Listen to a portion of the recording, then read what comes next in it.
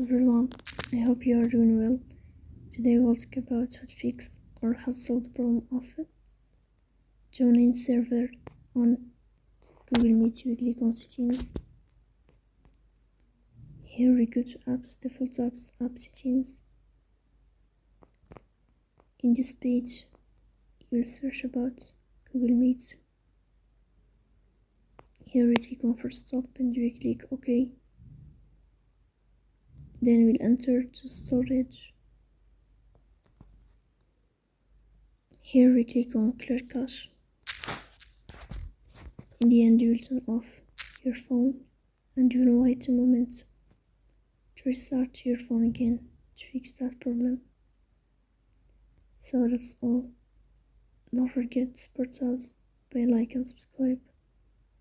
See you next time and thank you for watching.